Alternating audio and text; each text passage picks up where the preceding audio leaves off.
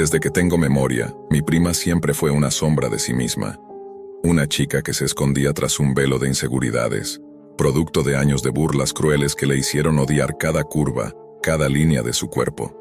Su reflejo en el espejo no era más que un enemigo implacable que le susurraba que nunca sería suficiente. Por eso, cuando un día sus amigos le hablaron de la Deep Web como un lugar donde todo podía ser posible, una chispa de esperanza, mezclada con desesperación, prendió en sus ojos. Lo que comenzó como una simple curiosidad, un juego entre jóvenes buscando emociones fuertes, se tornó en algo mucho más oscuro cuando toparon con ese anuncio. Cirugías estéticas gratuitas, la figura que siempre soñaste, sin riesgos, sin papeles, sin preguntas. Prometían que el material extraído sería vendido para costear los gastos, y aunque parecía grotesco, parecía una oportunidad para mi prima. Ella, que llevaba años torturándose, decidió arriesgarlo todo. Le advertí, claro que lo hice. Le rogué que no confiara en esas promesas macabras, que no jugara con su cuerpo ni con su vida en ese submundo de la red. Pero mis palabras cayeron en un muro de ilusiones rotas. Esa misma noche desapareció, y no volvió a ser la misma. Apareció una semana después, más pálida que un cadáver, con los ojos hundidos y la piel tensa sobre cicatrices que parecían heridas de guerra. Su sonrisa se había ido, sustituida por un silencio frío que helaba el aire.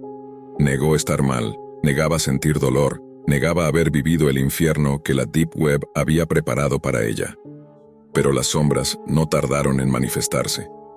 Las infecciones brotaron como ríos de pus invisibles, la debilidad la hizo arrastrarse y su cuerpo comenzó a ceder pieza por pieza.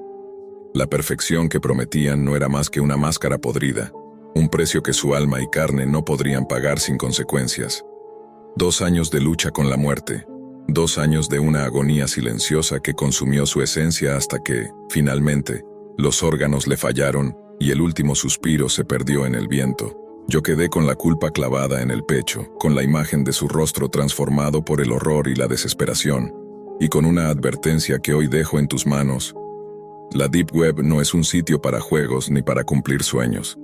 Es un abismo que se alimenta de inseguridades, de miedos y esperanzas rotas. En sus rincones más oscuros, la perfección tiene un precio que va más allá de la carne y la sangre. Preguntas sin respuestas giran en torno a su cuerpo, a los restos de aquella que quiso cambiar su destino. Y quizá, en esa oscuridad, todavía queda algo más que terror. Después de aquel regreso, la casa se volvió un lugar frío, como si la presencia misma de mi prima hubiera perdido el calor que una vez tuvo.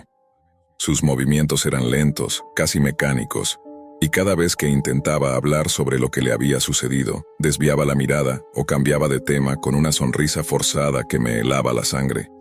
A veces, en las noches silenciosas, podía escuchar susurros apagados, como si la memoria de aquella cirugía fatal siguiera acechándola desde un lugar invisible. Los amigos que la acompañaron en aquella exploración, al principio incrédulos y divertidos por la idea de las cirugías gratuitas, comenzaron a distanciarse cuando la realidad se hizo imposible de ignorar.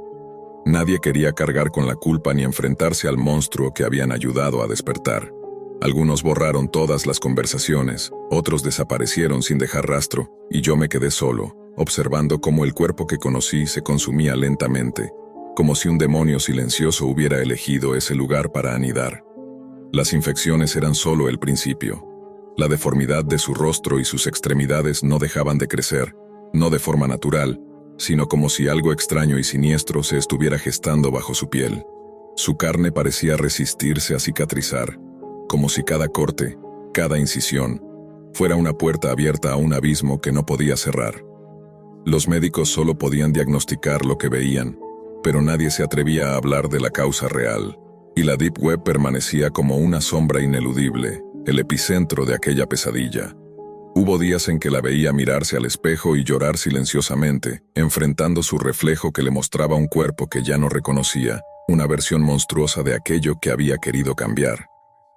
Pero el daño ya estaba hecho, y cada día que pasaba, su fuerza se desvanecía un poco más, como si el tiempo conspirara en su contra. Mientras tanto, yo rastreaba sin descanso los foros y los rincones de esa red oscura, buscando respuestas, pistas, cualquier señal que me dijera que era exactamente aquello en lo que ella se había metido. Encontré testimonios dispersos, relatos de otros que habían desaparecido o que habían sufrido destinos parecidos, pero todo estaba fragmentado, oculto bajo capas de anonimato y miedo. Era como si la Deep Web misma protegiera esos secretos a toda costa, como un organismo vivo que se alimenta del sufrimiento y la desesperación.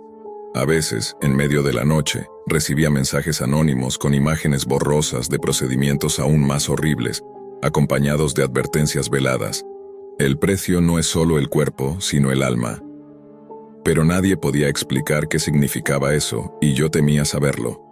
El mundo real se desdibujaba para nosotros mientras la sombra de aquella cirugía fatal se extendía, y la pregunta que nadie quería hacer resonaba en cada rincón: ¿qué habían hecho realmente con su cuerpo? ¿Y qué destino oscuro aguardaba a quienes caían en esas redes? Con el paso de los meses, la presencia de mi prima se volvió cada vez más etérea, como si su cuerpo fuera una carcasa vacía que apenas sostenía el peso de su agonía. Sus ojos, antes llenos de vida y sueños, se habían tornado opacos, reflejando un abismo insondable. Las cicatrices que surcaban su piel eran un mapa grotesco de la pesadilla que la Deep Web había tejido en su carne.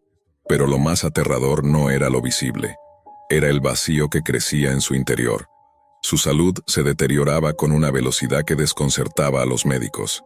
Las infecciones volvían una y otra vez, cada vez más resistentes, como si no solo fueran bacterias normales, sino algo más oscuro, algo casi vivo. No importaba la medicación ni los tratamientos, las heridas se abrían, supuraban y se extendían con una voracidad que desafiaba toda lógica. Las noches se convirtieron en un tormento para todos. Los lamentos ahogados y las súplicas silenciosas llenaban el aire, mientras la esperanza se desvanecía lentamente. Yo me sentaba a su lado, intentando aferrarme a cualquier fragmento de humanidad que quedara en ella, mientras me debatía entre la culpa y la impotencia. Sabía que si hubiera podido detenerla antes, nada de esto habría ocurrido, pero ya era demasiado tarde. Una noche, mientras revisaba en mi computadora antiguos mensajes y archivos que había recuperado de foros ocultos, di con algo que heló mi sangre: un video. Era una grabación clandestina, grabada en una habitación siniestra donde cirujanos encapuchados operaban a alguien sin anestesia. El rostro de la víctima estaba cubierto, pero la brutalidad de la escena era insoportable. Lo más inquietante era que, al final del video, mostraban partes del cuerpo extraído.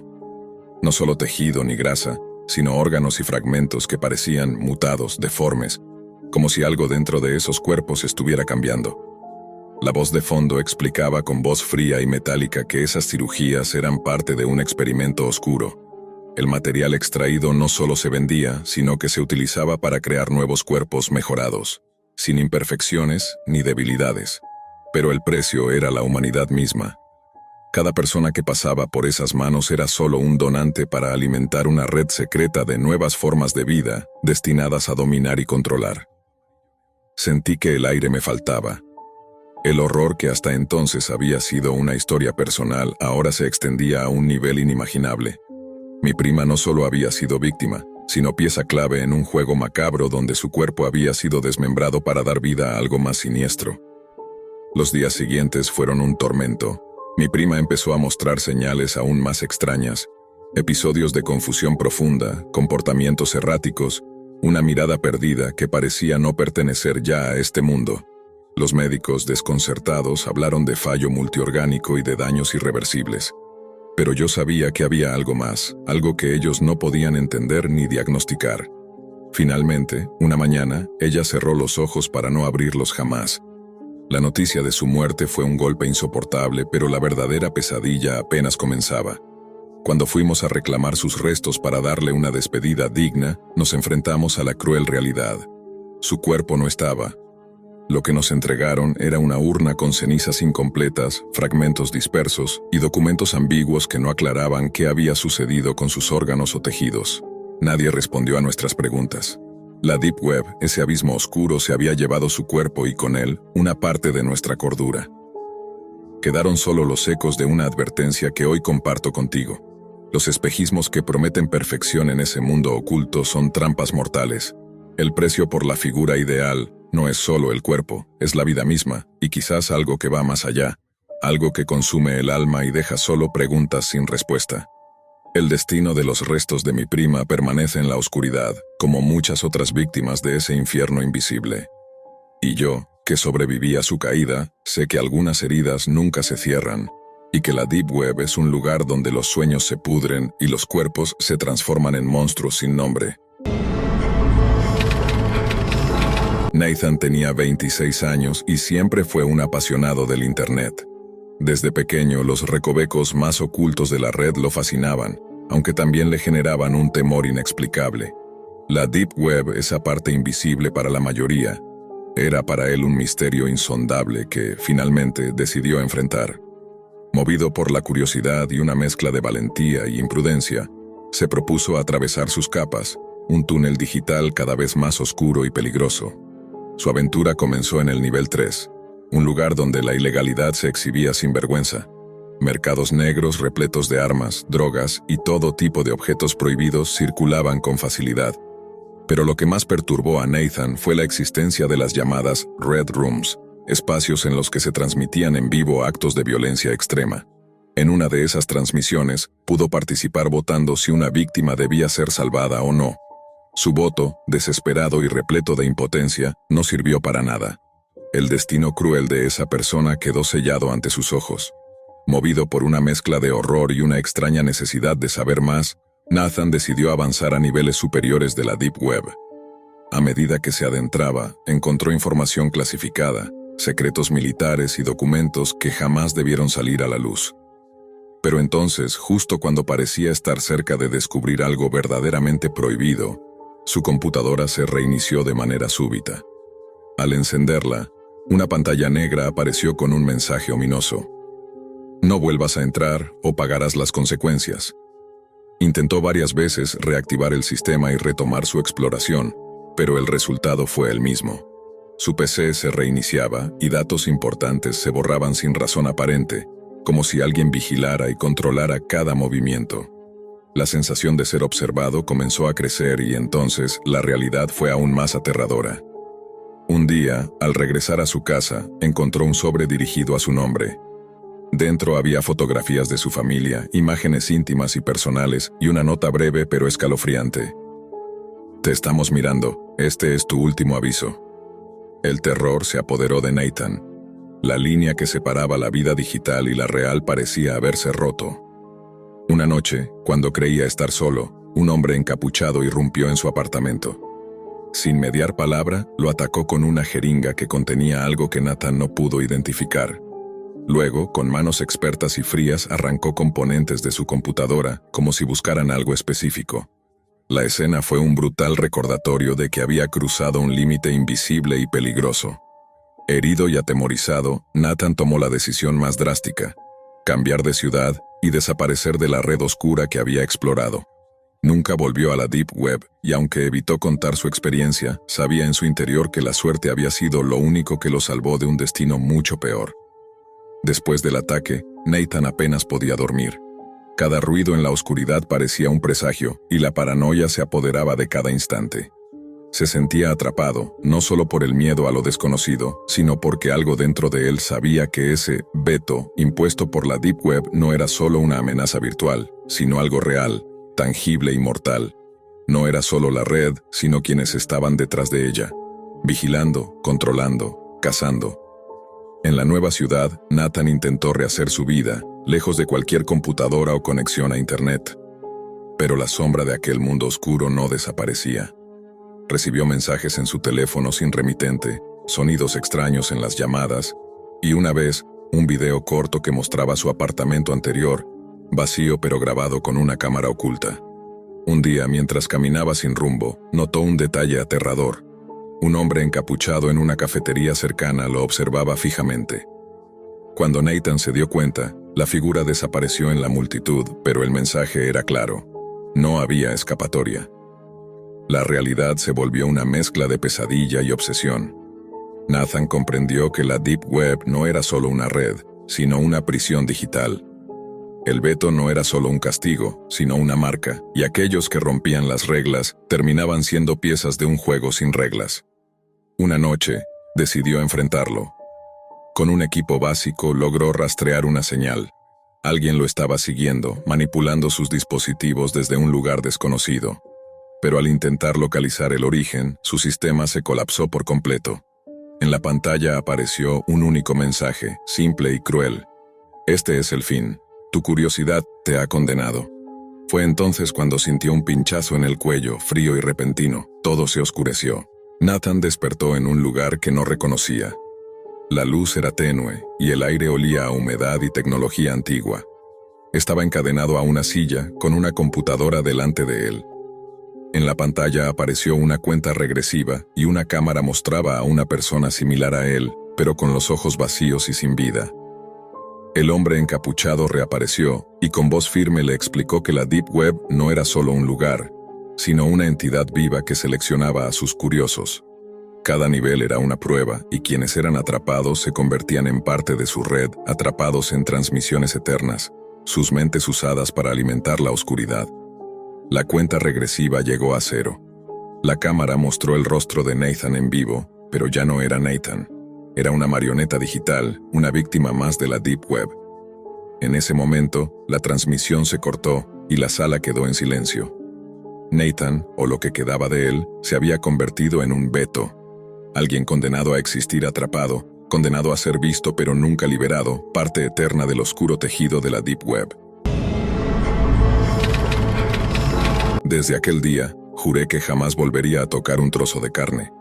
No porque no me guste, sino porque aprendí, de la forma más brutal, que hay ciertos sabores que no fueron hechos para el paladar humano. Mi nombre es Jeffrey, y esta es la historia de cómo una simple invitación a un mukbang cambió mi vida para siempre. Daniel y yo somos amigos desde la infancia.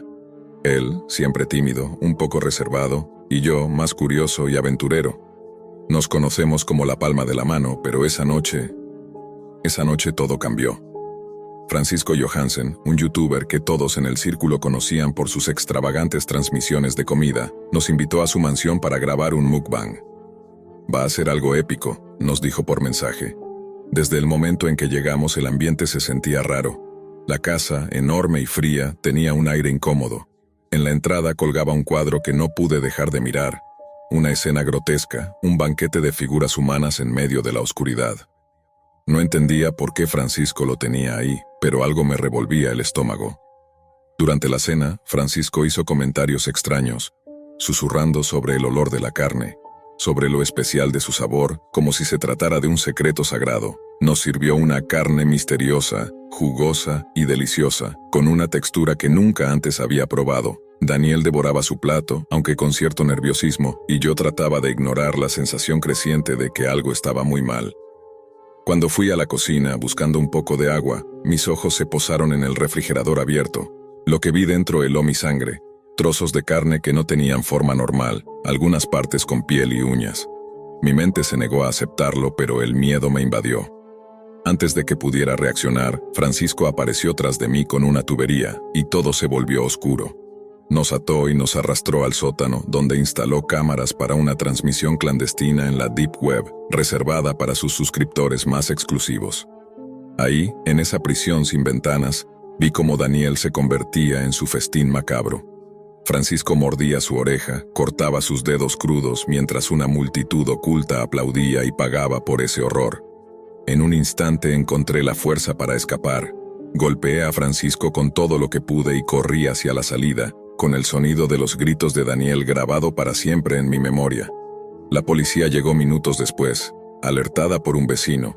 Encontraron 30 cuerpos, restos que nunca debieron existir, y un canal oscuro con 1000 suscriptores ansiosos por carne humana. Después de eso, enterré a Daniel bajo un árbol viejo en mi pueblo, empecé terapia para calmar las pesadillas y, con el tiempo, me casé y tuve una hija.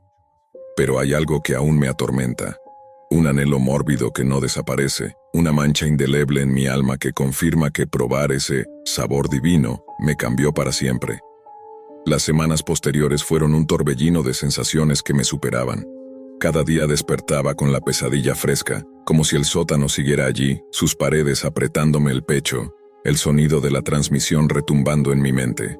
No podía evitar revisar compulsivamente mi celular, buscando alguna señal de que todo aquello había sido un mal sueño.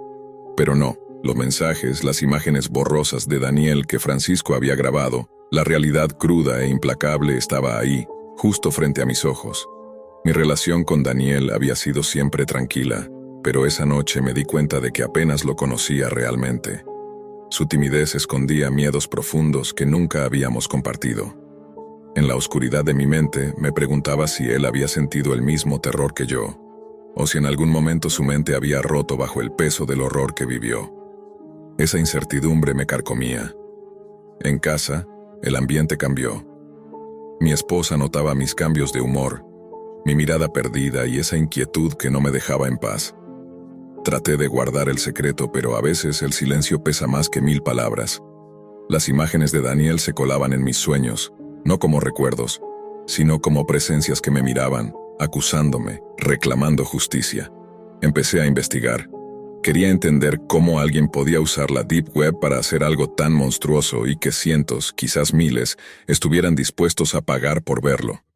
Encontré foros con discusiones crípticas, listas de canales ocultos, pistas sobre rituales de carne y consumo humano que parecían salidos de pesadillas. Cuanto más profundizaba, más oscuro se volvía todo. Un día, alguien me contactó. Era un mensaje cifrado, sin remitente claro, pero sabía que era de alguien dentro de esa red oscura. Me decía que no era el único que había escapado, que ellos también querían que el mundo conociera la verdad, pero que tenían miedo. Me pidieron ayuda para desmantelar la red desde adentro. Sentí que me hundía más en un abismo sin salida, y ahí estaba yo, dividido entre el deseo de olvidar y la necesidad de enfrentar esa pesadilla. Pero había algo dentro de mí que había cambiado para siempre. Un hambre oscura, una sombra que creía haber enterrado junto a Daniel, pero que en las noches frías se despertaba con más fuerza, recordándome que ciertos secretos, una vez probados, nunca se pueden dejar atrás. Las noches se volvieron una tortura constante. Sentía susurros en la oscuridad de mi habitación, como si la voz de Daniel estuviera allí, pidiendo ayuda, reclamando venganza. Cada sombra se transformaba en un recuerdo vivo del sótano y la sangre que empapaba las paredes. A veces creía escuchar el crujir de huesos, el roce húmedo de labios insaciables y el eco lejano de risas macabras que solo yo podía oír. Mi esposa intentaba tranquilizarme, pero incluso ella empezó a evitar la mirada cuando yo me quedaba inmóvil, como escuchando algo que no estaba ahí. La paranoia se apoderó de mí. Cada vez que la oscuridad me envolvía, la carne misteriosa que probé parecía quemarme las entrañas, despertando ese deseo prohibido y nauseabundo a la vez. Una noche, la pantalla de mi computadora se encendió sola. Un vídeo empezó a reproducirse sin que lo pidiera. Era una transmisión de la Deep Web. La sala estaba oscura, apenas iluminada por una luz roja. Allí, en el centro, estaba Francisco, con una sonrisa sádica, mostrando nuevos trozos humanos, fresco, crudo. Pero lo más aterrador fue que, en un rincón, reconocí a una figura temblorosa. Era alguien que creía muerto, Daniel. El vídeo no estaba grabado tiempo atrás, sino en vivo. Daniel estaba vivo, sometido, condenado a ese festín perpetuo. La voz de Francisco resonaba con crueldad. El sabor de lo prohibido es un placer que pocos conocen, y tú, Jeffrey, estás a punto de unirte. Mi corazón se congeló. La desesperación y el terror me arrebataron toda esperanza. Supe que no era solo un espectador, sino un objetivo. Y entonces, la pantalla se apagó. Supe que tenía que actuar rápido. Llamé a la policía y les envié todo lo que tenía, pero esta vez, más que nunca, sentí que esa red oscura se cerraba sobre mí, que esas sombras se acercaban para reclamarme como parte de su mundo. Pasaron semanas, y a pesar de la ayuda, la red siguió funcionando, como un monstruo imposible de detener. Mis anhelos enfermizos por la carne humana se hacían más intensos, como si esa carne misteriosa hubiera dejado un veneno en mi sangre, un eco eterno de aquel horror. El final de todo esto no fue la justicia ni la paz. Fue la lucha constante con la oscuridad dentro de mí, con esa hambre que no se puede saciar, con la certeza de que hay secretos que, una vez descubiertos, te condenan a vivir en una pesadilla sin fin. Y así, mientras enterraba a Daniel, enterraba también una parte de mi alma, porque ahora sé que la línea entre víctima y monstruo es tan delgada como un bocado, y yo crucé esa línea para siempre. El verano de 2018 trajo consigo una mezcla de aburrimiento y arrogancia para mí. Durante años, mi vida giró alrededor del código, las brechas de seguridad y la manipulación digital. Había logrado cosas que muchos solo podrían imaginar: controlar semáforos desde la distancia, vaciar cuentas bancarias, acceder a archivos gubernamentales con un par de líneas bien escritas. Mi nombre, en el mundo underground, era sinónimo de respeto y peligro. Pero, a pesar de eso, sentía que nada me desafiaba ya. Fue entonces cuando un viejo contacto, alguien que conocía los recovecos más oscuros de la red, me habló de algo que iba más allá de cualquier hackeo conocido: la Marianas Web. Decían que era un mito, un nivel tan profundo y encriptado de la red que ni siquiera las agencias más poderosas podían tocarlo. Un lugar donde las reglas normales de la realidad y el ciberespacio no aplicaban. Un abismo digital que escondía red rooms, torturas reales y secretos demasiado horribles para ser revelados. La curiosidad me consumió. Durante semanas trabajé en romper capas y capas de seguridad, atravesando capas de cifrados que parecían diseñados para detener a cualquiera. Pero yo no era cualquiera. Finalmente, cuando creí estar dentro, una ventana emergente apareció en mi pantalla, granulada y con un solo botón: reproducir. Acepté. El video comenzó mostrando imágenes borrosas y distorsionadas, pero lo que más me heló fue la presencia de Richard, un hombre enmascarado, silencioso, que dejaba ver solo sus ojos. Con calma, fue mostrando fotografías de sus víctimas, cada una exhibiendo señales de torturas elaboradas, creativas y perversas. En la pantalla la atmósfera era opresiva, cargada de maldad. El aire en mi habitación parecía volverse más denso. No pude evitar comentar en el chat que apareció junto al video: esto es enfermizo. No esperaba respuesta, pero la hubo. Richard escribió. Y no solo eso, abrió un chat directo conmigo. Me reveló su nombre completo, su dirección, nombres de familiares y conocidos míos, palabras que quemaban con el frío del acero. Sé quién eres, sé dónde estás. No deberías haber entrado aquí. La amenaza fue clara: quería matarme. Antes de poder reaccionar, mi PC se apagó irremediablemente, como si una fuerza invisible hubiese desconectado todo. Traté de encenderlo de nuevo, pero era inútil. Como si me hubiesen cortado el vínculo con el mundo digital. Las semanas siguientes fueron un infierno. Vivía con miedo constante. Cada sombra me parecía una amenaza. Cada sonido una señal de que algo malo se acercaba. Fue entonces cuando un hombre, con rasgos inexplicables, apareció frente a la puerta de mi casa preguntando por mí. Mi madre, sin darse cuenta del peligro, lo echó sin más. Estoy convencido de que ese hombre era Ricardo. La idea de que pudo haber entrado en mi vida física me aterraba más que cualquier código o amenaza virtual. ¿Qué hubiera pasado si mi madre no hubiese estado? Si esa puerta se hubiera abierto para él. Ahora sé que un error, una curiosidad desmedida, casi me cuesta la vida. La Marianas Web no es solo un mito oscuro, es una realidad que puede alcanzar hasta lo más profundo de nuestra existencia, mucho más allá de la pantalla. Después de aquella visita inesperada, el miedo se instaló en cada rincón de mi vida, pero no podía rendirme. Tenía que entender qué era exactamente lo que había despertado al entrar en la Marianas Web. Por más que trataba de apagar la paranoia, sentía que algo me observaba desde la sombra, invisible pero real. Mis noches se volvieron pesadillas vivientes. A veces, al encender mi computadora, la que logré reparar con piezas improvisadas, aparecían archivos nuevos, sin nombre ni extensión clara. Al abrirlos, solo había imágenes distorsionadas, voces susurrantes y símbolos crípticos que parecían invitarme a descifrar un mensaje oculto. Pero también había algo más. En algunas fotos, entre las sombras, podía distinguir figuras humanas, siempre observándome, acechándome. La ventana a la Marianas Web no era solo un portal digital, era una grieta que había roto la barrera entre el mundo virtual y el real. Cada vez que intentaba buscar ayuda, las redes sociales y los foros en los que intentaba contar mi historia parecían borrar mis mensajes, como si alguien o algo controlara la información, asegurándose de que nadie creyera en lo que estaba viviendo. Una noche, cuando el reloj marcaba las 3:33, mi teléfono vibró con un mensaje de un número desconocido. Era una foto. En ella estaba mi casa, tomada desde la calle. Sin duda, alguien había estado vigilándome. No me quedó otra que cerrar todas las cortinas y asegurar las puertas con lo que encontré a mano. Pero incluso así, sentía que alguien respiraba en la oscuridad del jardín. Las semanas siguientes, cada vez que abría el portátil, aparecía un nuevo video.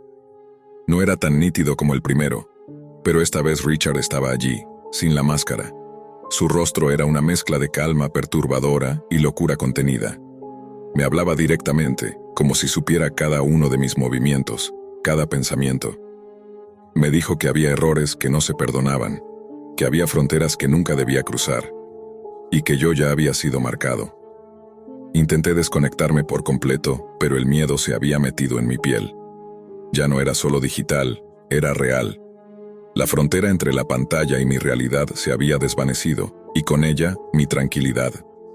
Una noche, mientras revisaba un mensaje con manos temblorosas, escuché un ruido sordo en la puerta principal. No eran pasos, sino como si algo pesado golpeara lentamente. El corazón me latía con fuerza, un sudor frío cubrió mi espalda. Miré por la ventana y no vi nada, pero el sonido continuaba, insistente y sin pausa. En ese momento entendí que Richard no solo estaba en la Marianas Web, estaba en mi vida, acechando cada instante, esperando a que bajara la guardia. La amenaza era más que una simple advertencia. Era un juego macabro, y yo era su presa. Las semanas se convirtieron en días interminables de paranoia y temor. No podía dormir sin revisar cada rincón de la casa, ni podía encender una pantalla sin sentir que la muerte me observaba detrás del vidrio. Richard había roto todas las barreras y yo ya no sabía si era solo un hacker o algo mucho peor, algo que trascendía lo digital para colarse en mi realidad. Una noche, desesperado, volví a conectar mi computadora, decidido a confrontar a Richard en su propio terreno. Usé todos los recursos que tenía, todas las trampas digitales y firewalls que conocía, para rastrear su ubicación. Pero fue inútil. No había dirección, no había IP. Era como si no existiera en este mundo. Entonces apareció un mensaje. Voy a visitarte, no te esconderás. Sentí un frío paralizante cuando escuché que alguien intentaba abrir la puerta principal. Era él. Sabía que había venido. Sin pensarlo, salí por la ventana trasera corriendo sin rumbo por la oscuridad de la noche, mientras la voz de Richard retumbaba en mi mente. La curiosidad te condenó. Pasaron días sin saber si estaba vivo, pero un día decidí regresar. Encontré la casa vacía, la puerta abierta y una nota en el piso, escrita con sangre. Nunca debiste entrar. Nunca supe qué pasó con Richard, ni con aquellos secretos oscuros de la Marianas Web. Pero una cosa quedó clara. Hay lugares en la red, en la vida, donde ciertas puertas están selladas por una razón. Yo pagué el precio por romper ese sello. La amenaza de la Marianas Web no es solo un mito digital. Es una realidad aterradora que puede derrumbar tu vida si te atreves a buscar demasiado profundo. Nunca pensé que la soledad pudiera sentirse como una enfermedad física. No era solo tristeza. Era un peso que me aplastaba el pecho y me drenaba la energía cada vez que intentaba concentrarme en una clase. Mi primer semestre en la universidad había empezado como una promesa de independencia, pero se convirtió en una prisión emocional desde el día en que mi novia, la única constante en mis últimos años, me dijo que se mudaba con su familia a otro estado. La llamada duró menos de 5 minutos, pero el eco de su voz quebrada se prolongó durante semanas. Mis días se volvieron un ciclo mecánico. Despertarme tarde, correr para llegar a clases, tomar apuntes sin sentido, volver a casa, encender la computadora, hacer tareas a medias y, finalmente, llorar hasta quedarme dormido. No había motivación, no había ganas, solo esa sensación de estar en pausa mientras el resto del mundo avanzaba. Fue una noche particularmente silenciosa cuando, buscando cualquier cosa que me distrajera, abrí Reddit. Comencé a navegar por subreddits aleatorios, memes, historias paranormales, debates absurdos. En uno de esos hilos, un usuario mencionó la Deep Web. Lo describía como un universo paralelo de Internet. Drogas a un clic, asesinos a sueldo, extraños fetiches, conspiraciones y secretos gubernamentales que no debían ver la luz. La conversación era mitad advertencia, mitad invitación. Mi mente, agotada por semanas de inercia, encontró en esas palabras una chispa. No por morbo, o al menos eso me repetía. Era curiosidad. Necesitaba algo que me hiciera sentir algo después de tanto tiempo de vacío. Seguí leyendo durante horas, anotando nombres y términos que no entendía. Tor, Hidden Wiki, Onion Links. Esa misma noche descargué el navegador Tor. El proceso fue tan simple que me pareció ridículo que algo tan peligroso pudiera estar al alcance de cualquiera. Al abrirlo, la interfaz negra y minimalista me dio una sensación extraña, como si estuviera cruzando una frontera invisible. Lo primero que busqué fue el Hidden Wiki, un directorio lleno de enlaces organizados en categorías: drogas, armas, servicios ilegales, y una sección marcada como contenido extremo. Entré en algunas páginas de drogas, más por confirmar que existían que por otra cosa. Todo parecía un mercado negro sofisticado, con reseñas y calificaciones como si fueran tiendas comunes, pero mi atención fue atrapada por los foros. No eran simples hilos de conversación. Había discusiones sobre métodos de tortura, experimentos ilegales y temas que incluso leer me revolvía el estómago. Quise salir, pero la curiosidad me ganó otra vez. Un enlace con un título en mayúsculas rojas me llamó la atención. No tenía descripción, solo una advertencia. Contenido no apto para personas sensibles. Entra bajo tu propio riesgo. El clic fue automático, como si mis dedos no hubieran consultado con mi cerebro. La página tardó en cargar, pero cuando lo hizo, me sentí atrapado. No era un foro ni un texto. Eran cientos de fotos y videos, todos organizados en carpetas con nombres que daban pistas de lo que había dentro. No eran películas ni puestas en escena. Lo que vi en esos minutos fue tan real y tan brutal que mi mente intentaba negarlo mientras mis ojos seguían fijos. Gritos apagados por el mal audio, cuerpos atados, miradas de terror puro. Escenas que superaban cualquier cosa que hubiera visto en películas de terror o noticias. Sentí náuseas, cerré todo de golpe y en un impulso desesperado, desinstalé Tor y borré cada rastro. Durante días no pude ni mirar mi computadora sin recordar las imágenes. Por las noches las caras que vi aparecían en mis sueños, distorsionadas pero reconocibles. Con el tiempo, intenté racionalizarlo. Me dije que quizá era material falso, que todo había sido una puesta en escena. Pero cuanto más investigaba, más comprendía que esas atrocidades no eran ficción. Estaban ahí, ocultas, esperando a quien fuera lo suficientemente ingenuo o curioso para buscarlas. Durante semanas evité abrir mi portátil. Era como si el simple hecho de tocar el teclado pudiera devolverme a ese agujero infecto. Mis amigos me preguntaban por qué estaba tan callado. Mis padres asumían que la universidad me estaba agotando. Nadie tenía idea de que lo que me estaba consumiendo no eran las clases, sino las imágenes que se habían quedado grabadas en mi cabeza. Intentaba seguir mi rutina, pero había un cambio invisible. Cada vez que miraba a cualquier persona en la calle, me preguntaba si también había visto lo que yo vi. Si quizá, tras sus sonrisas cotidianas, llevaban la misma cicatriz invisible. Pero lo peor era la otra pregunta, la más oscura. ¿Y si entre ellos había alguien que participaba en aquello? Con el tiempo mi curiosidad volvió, pero ya no era la misma. No buscaba diversión, buscaba respuestas. Necesitaba entender cómo podía existir un mundo tan podrido bajo nuestros pies digitales. Así que, contra toda lógica, reinstalé Tor. Esta vez fui más meticuloso. VPN, configuraciones de anonimato, precauciones que había leído en foros. No era un paseo de explorador, era una investigación personal. Comencé a entrar en canales cerrados, chats con cifrado, pequeños grupos de usuarios que intercambiaban enlaces fuera del radar. Al principio eran solo teorías de conspiración y fotos viejas, pero una noche recibí un mensaje directo de un usuario cuyo nombre estaba compuesto por una serie de caracteres aleatorios. Me envió un solo enlace con el texto: si quieres saber la verdad, entra aquí. No habrá segunda oportunidad. La página que se abrió no tenía imágenes ni colores, solo un fondo negro y una caja de texto. Escribí, ¿qué es esto? Y la respuesta apareció instantáneamente. Eres observado desde que entraste la primera vez. Sentí un escalofrío. Escribí, ¿quién eres?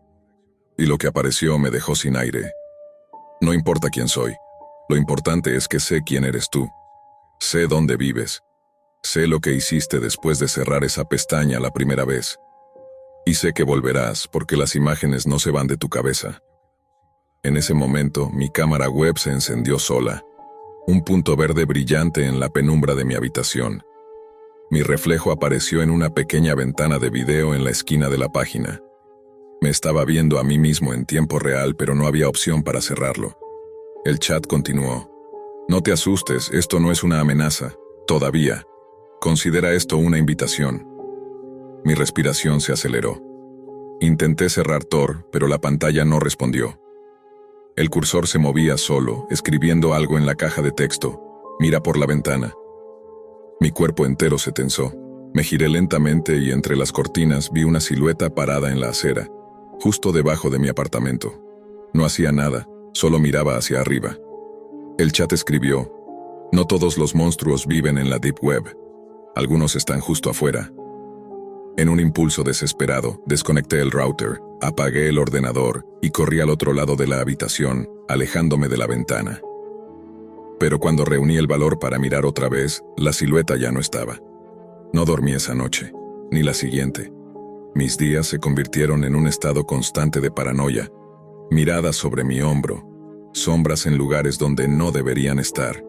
Y lo peor era que recibía correos anónimos con capturas de pantalla mías usando la computadora, incluso cuando estaba seguro de que la cámara estaba cubierta. Un mes después, la policía me citó. Querían hablar sobre cierto material encontrado en servidores que, según ellos, había sido descargado desde mi IP. Negué todo, pero sabía que era inútil.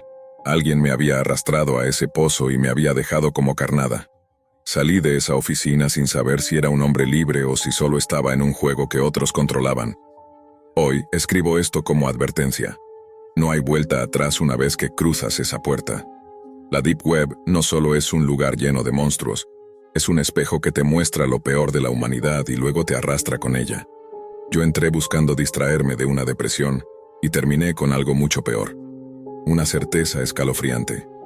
La persona que estaba bajo mi ventana aquella noche no era un extraño, era alguien que conocía, alguien que sonrió cuando me vio al día siguiente, como si nada hubiera pasado. Y en ese momento supe que todavía me están observando. El aire en la habitación estaba denso, cargado de ese olor metálico de los cables viejos y el calor que despedía su laptop.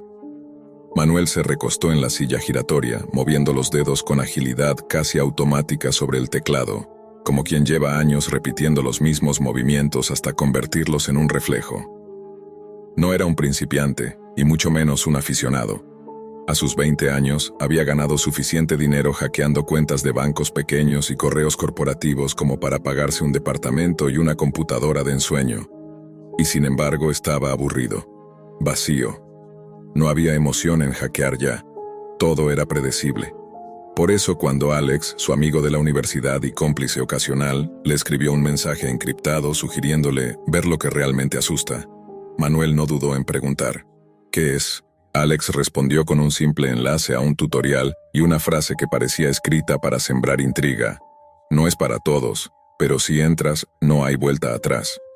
En pocas horas Manuel tenía su sistema preparado, Tor, Tails y una cadena de proxies que incluso él consideraba excesiva. La pantalla se tiñó de esa interfaz anticuada y torpe de la Dark Web, fondo negro, letras verdes, menús casi incomprensibles. Recorrió directorios ocultos, páginas de intercambio de criptomonedas, foros saturados de paranoia, armas, drogas, documentos falsos, nada que no hubiera escuchado antes. Hasta que, en una sala de chat primitiva, con apenas una docena de usuarios conectados, un nombre le llamó la atención: Zero Flesh. Sus mensajes eran cortos, casi burlones, pero transmitían una seguridad inquietante. ¿Buscas algo distinto?, le escribió. Manuel confiado respondió con un depende. La respuesta fue un enlace, acompañado de un emoticono de una máscara sonriente. El sitio tardó en cargar, como si deliberadamente quisiera que la espera aumentara la tensión. La pantalla se oscureció y un título apareció en tipografía grotesca: The Freak Show. Abajo, un mensaje: la entrada cuesta 3 bitcoins, no hay reembolsos. 3 bitcoins era mucho dinero, incluso para él, pero su curiosidad pesaba más que la prudencia. Minutos después, la transacción estaba hecha. La transmisión comenzó sin previo aviso. La cámara mostraba una habitación iluminada por una luz amarilla sucia, con paredes manchadas y un piso de cemento húmedo.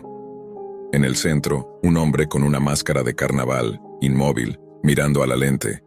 A su alrededor, varias figuras encapuchadas sujetaban a una persona amordazada y temblorosa. Un chat en vivo, a un lado de la pantalla, se llenaba de mensajes de otros espectadores anónimos, escribiendo sugerencias, y las sugerencias no eran juegos. Primero, alguien pidió que el hombre hiciera sangrar a la víctima. Manuel tragó saliva. Observó incrédulo cómo el enmascarado obedecía con precisión casi quirúrgica. No hubo música, ni efectos, solo el sonido crudo del acto. El chat se encendió de euforia. Manuel quiso cerrar la ventana, pero al intentar salir, un mensaje apareció en letras rojas. ¿Por qué tan pronto? Apenas comienza. Sintió un escalofrío, pero no contestó. Movió el cursor hacia el icono de cerrar y la pantalla parpadeó, volviendo a mostrar el video. Ahora la víctima lloraba y el chat pedía cosas peores. Entre los nombres de usuario vio uno que no estaba antes. Manuel Torres. La sangre le heló en las venas. El texto que siguió le hizo olvidar cómo respirar. Quédate, Manuel, sabemos dónde vives. Y luego, como para destruir cualquier duda, en el chat comenzaron a aparecer datos, su dirección exacta, el nombre de sus padres, su número de teléfono. Manuel apartó las manos del teclado como si éste quemara. El enmascarado en la transmisión dejó de mirar a la víctima y giró lentamente hacia la cámara. Luego alzó la mano, apuntando con un dedo, y el dedo señalaba directamente hacia él. El corazón de Manuel latía tan fuerte que podía escucharlo en sus oídos, como un tambor sordo que no coincidía con el silencio opresivo de su habitación. La pantalla seguía fija en el enmascarado, que no apartaba su dedo acusador. La cámara, en un movimiento que parecía improvisado pero que él intuía calculado, hizo un leve zoom in sobre la máscara. Los ojos detrás de los agujeros parecían vacíos, pero había una luz allí. Una chispa antinatural, como si alguien, en algún lugar, estuviera disfrutando de su miedo. Manuel intentó desconectar el cable de internet. Lo arrancó de cuajo, pero la transmisión seguía en pantalla. No había barra de carga, no había buffering. Era como si la señal viniera de otro lugar, no de la red que él conocía. Se levantó bruscamente, y en ese momento, un sonido metálico resonó en sus auriculares. Un golpeteo, rítmico, como si alguien estuviera golpeando una tubería. 1, 2, 3, pausa, y otra vez. Giró la cabeza mirando hacia su ventana. Nada. La calle estaba vacía. Volvió la vista al monitor y el chat estaba completamente diferente. Ya no eran decenas de usuarios. Solo había un mensaje que se repetía, línea tras línea: no corras. Escucha. De pronto, entre el eco metálico de sus auriculares, se filtró una voz distorsionada. Manuel, estás conectado a algo más que la dark web. Su piel se erizó entera. El enmascarado ahora no estaba solo en el plano. Una segunda figura había aparecido, vestida de negro, con un saco lleno de bultos colgando del hombro. Lo dejó caer al suelo y con una lentitud enfermiza comenzó a abrirlo. Lo que asomó primero fue un brazo, humano, pálido, sin vida. El chat, que hasta entonces estaba congelado en el mismo mensaje, comenzó a llenarse con frases nuevas, todas de distintos usuarios, pero con el mismo patrón. Tu turno se acerca. Ellos ya están afuera. No mires por la ventana. Ese último mensaje lo hizo precisamente mirar. Y allí estaba, en el edificio de enfrente, en una ventana del cuarto piso, una silueta inmóvil, apenas iluminada por el reflejo de su propia pantalla. La figura levantó la mano, y con la misma exactitud que en el video, apuntó hacia él. En ese instante la pantalla de Manuel se dividió en dos transmisiones simultáneas. A la izquierda, el freak show, con el enmascarado y su macabro ayudante. A la derecha, una imagen en tiempo real de su habitación, con él sentado frente al monitor. Se levantó de golpe, pero en la transmisión, su imagen se quedó sentada, inmóvil, sonriendo. Manuel retrocedió hasta chocar con la pared, sin apartar la vista de la pantalla. La versión de él que aparecía en la transmisión no dejaba de sonreír, con esa mueca imposible que tensaba demasiado la piel de su cara. El brillo en sus ojos era antinatural, como si estuvieran iluminados desde dentro. Intentó apagar el monitor, pero este se encendió de inmediato, mostrando ahora una sola imagen. Un pasillo oscuro, iluminado por una luz intermitente al fondo. Los pasos comenzaron a sonar cada vez más cerca, reverberando con eco metálico. No eran pasos rápidos, eran lentos, seguros, como quien sabe que su presa no puede escapar. De repente, la cámara giró y mostró la puerta de su habitación, su puerta. Desde el mismo ángulo que tendría si alguien estuviera parado justo afuera. Manuel sintió un vértigo brutal, no podía moverse. El chat volvió a aparecer, pero ahora no eran usuarios. Cada línea mostraba su propia voz escrita, mensajes que él nunca había escrito. Estoy listo. Déjenme entrar. No tardarán en encontrarme. Un golpe seco resonó en la puerta tan fuerte que los marcos vibraron. Una vez. Silencio. 2 veces. El picaporte comenzó a girar lentamente, y el aire de la habitación se volvió pesado, denso, difícil de respirar. En la pantalla, el enmascarado apareció otra vez, ahora más cerca de la cámara que nunca, ocupando todo el cuadro. La máscara tenía grietas, y en esas grietas, carne real, como si no fuera un accesorio, sino parte de su rostro. «Ya estamos dentro», susurró la voz distorsionada. La luz de la habitación parpadeó. Cuando volvió, Manuel no estaba solo. Había una figura detrás de él en el reflejo del monitor, alta, delgada, y con una máscara idéntica a la del video. Sintió un aliento frío en su oído, mientras sus manos temblaban inútilmente sobre el teclado. El golpe final no fue en la puerta, sino en su propia cabeza, un apagón. La oscuridad lo cubrió todo. Cuando recuperó la conciencia, estaba en un espacio cerrado, iluminado solo por un foco amarillento. Frente a él, el enmascarado lo observaba. Detrás, un chat se movía frenéticamente con mensajes de desconocidos que comentaban su entrada al espectáculo. Entendió en ese instante lo que The Freak Show realmente era. Un catálogo interminable de transmisiones en vivo, donde cada espectador potencial podía convertirse en la siguiente función. Y ahora, él era la función. La cámara frente a su rostro se encendió con un clic seco. El enmascarado dio un paso hacia él, inclinándose hasta que su aliento fétido le quemó la piel. «Saluda, Manuel». La transmisión comenzó, y en algún lugar del mundo, decenas de personas escribían sugerencias para decidir cómo terminaría el show esa noche. No hubo salida, nunca la hay. Siempre pensé que mi vida era una sucesión de días idénticos. El timbre del colegio marcaba el inicio de clases como un metrónomo que me adormecía, y los pasillos olían a una mezcla de desinfectante barato y papeles húmedos. Yo era invisible, el chico que nadie recordaba al terminar el año escolar, salvo por un par de compañeros igual de inadaptados que yo. Ellos, mis únicos amigos, eran los que pasaban las horas hablando de conspiraciones, foros prohibidos y lugares de internet a los que, según ellos, la mayoría de la gente jamás tendría acceso. Me hablaban de la Deep Web con un brillo en los ojos, como si estuvieran describiendo un mundo paralelo. Yo escuchaba, curioso, pero con una incomodidad que no quería admitir. Ellos decían que ahí no existían reglas, que uno podía encontrar cualquier cosa, desde documentos clasificados hasta transmisiones en vivo imposibles de imaginar. Yo, por más que tratara de parecer desinteresado, no dejaba de pensar en qué habría detrás de esa puerta digital. Una tarde, en la biblioteca vacía del colegio, uno de ellos me pasó un papel arrugado. En él había una lista de programas, configuraciones de navegador y pasos para mantenerte invisible. Me explicó cómo instalar Tor, cómo usar VPNs y cómo acceder a esas direcciones con terminación .onion que no aparecían en Google. Es como abrir una puerta a otra realidad, me dijo. Pero una vez que entres, no siempre vas a poder salir igual. La primera vez que entré, esperaba que algo peligroso saltara frente a mis ojos, pero no, nada de eso pasó. Lo que encontré fueron foros con diseños horribles, llenos de gente vendiendo drogas, armas oxidadas o bases de datos robadas. Me decepcionó. Pensé que todo era puro humo, historias exageradas para asustar a los ingenuos. Sin embargo, había algo en esa atmósfera oscura, ese silencio digital, que me invitaba a seguir explorando. Pasaron semanas. Entre tareas aburridas y noches sin sueño, empecé a profundizar más. Encontraba páginas extrañas, algunas escritas en idiomas que no podía identificar, otras llenas de símbolos y coordenadas.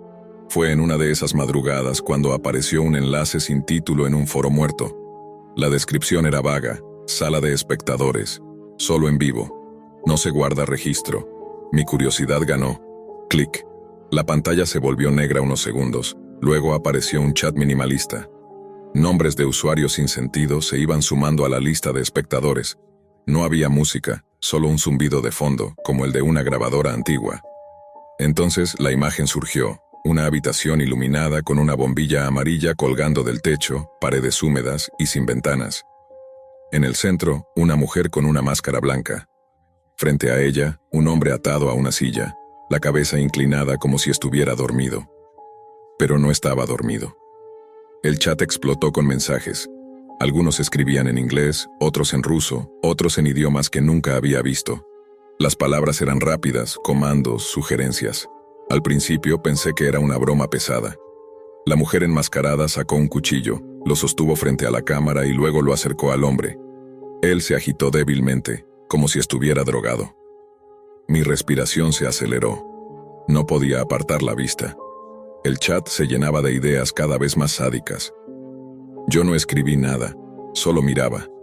La primera herida me hizo apartar la mirada, pero volví a verla segundos después. Sentí asco, repulsión y, sin embargo, algo en mí quería seguir observando. Los minutos se convirtieron en una eternidad. Los usuarios pedían más y ella obedecía con una calma perturbadora. Cuando el hombre apenas se movía, un usuario escribió algo que hizo que todos reaccionaran con risas y aplausos virtuales. Finish him, make it slow. No sé por qué lo hice. Sin pensar, mis dedos escribieron una sugerencia. Fue corta, precisa. La envié. Y ella, como si me hubiera escuchado a través de la pantalla, levantó la cabeza hacia la cámara, asintió lentamente y siguió mi instrucción. Cuando la transmisión terminó, me quedé en silencio frente al monitor. No podía creer lo que había hecho. Y al mismo tiempo, algo dentro de mí ardía. Una parte que nunca había sentido despierta. Desde esa noche, dejé de pensar en la Deep Web como un lugar peligroso que debía evitar. Empecé a buscar más salas, más transmisiones. Las encontré. Y cada una me llevaba un paso más lejos de quien solía ser. Lo que al principio había sido miedo se transformó en otra cosa. Desde aquella primera transmisión, algo en mi interior cambió de forma irreversible. Comencé a sentir que todo lo que vivía fuera de la pantalla era falso, un teatro aburrido en el que yo era un extra sin diálogo. Las clases, los recreos, incluso las conversaciones con mis amigos, todo perdió peso. Solo esperaba la noche, cuando podía cerrar la puerta de mi habitación, apagar las luces y adentrarme de nuevo en ese universo oculto. Al principio eran salas improvisadas, con cámaras borrosas y presentadores anónimos que obedecían las indicaciones de un público reducido. Pero a medida que exploraba, aprendí a moverme mejor. Empecé a reconocer a ciertos usuarios, sus nombres repetidos en los chats, y ellos también parecían reconocerme. Incluso algunos me enviaban invitaciones privadas a eventos especiales, más exclusivos y más brutales. Hubo una transmisión en particular que me marcó. No había víctima, no al menos al inicio. La cámara mostraba un pasillo largo y angosto, con puertas cerradas a cada lado. El chat estaba lleno de apuestas. Todos trataban de adivinar qué habría detrás de cada puerta. Una a una, se fueron abriendo. Algunas mostraban animales encerrados, otras objetos extraños y una mostraba a una persona que, al verme a través de la pantalla, pronunció mi nombre. Lo dijo 2 veces, claro, nítido, como si me conociera. Esa noche no dormí. Revisé 1000 veces mi configuración, convencido de que era imposible que supieran quién era. Pero al día siguiente, en el colegio, sentí miradas que antes no notaba. Caminaba por los pasillos y tenía la sensación de que alguien me seguía. La adicción, sin embargo, era más fuerte que el miedo. Y como toda adicción, necesitaba dosis cada vez mayores. Empecé a buscar no solo las transmisiones, sino también participar de foros donde se planeaban eventos futuros. Allí descubrí que muchos de los actos no eran improvisados, sino meticulosamente organizados. Elegían víctimas, preparaban escenarios y hasta vendían entradas virtuales para quienes quisieran mirar en alta definición. Con el tiempo perdí el interés en lo que la gente de mi edad llamaba vida normal. Mis calificaciones bajaron, me alejé de mis pocos amigos y solo mantenía la fachada mínima para que mis padres no sospecharan. Ellos creían que jugaba videojuegos hasta tarde.